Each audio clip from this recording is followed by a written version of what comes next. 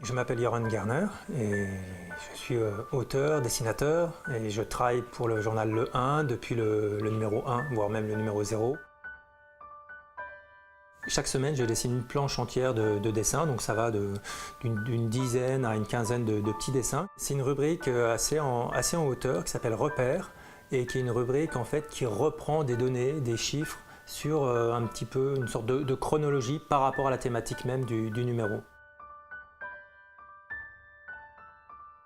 C'est une porte d'entrée en fait vers les informations et vers aussi le reste du journal en fait. Donc, et bien souvent, les dessins sont les premières choses qui sont lues ou qui sont même vues, appréhendées en fait par le lecteur quand il ouvre le journal parce que c'est ce qui saute directement aux yeux.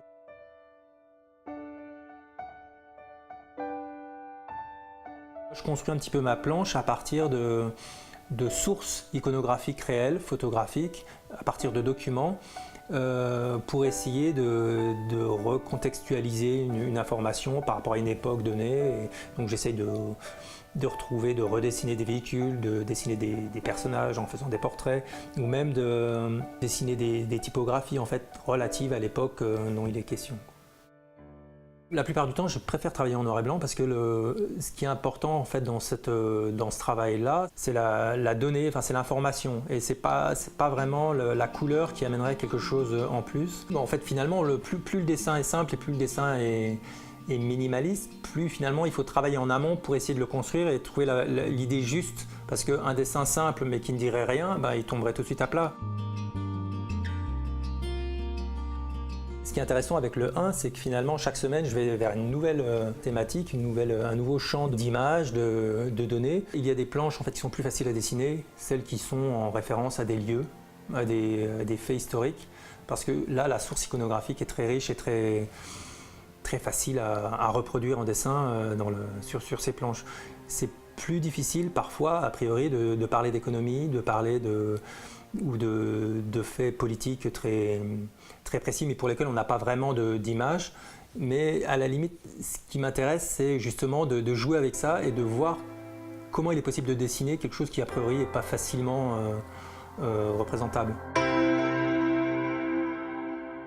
Dans mon souvenir, en fait, les choses les moins évidentes à dessiner, peut-être c'était toutes les planches en fait, qui avaient un lien avec les attentats terroristes. Et donc savoir comment moi je pouvais représenter ça. Est-ce que le lieu qui est touché peut être quelque chose qui est représenté ou est-ce que je représente uniquement des explosions?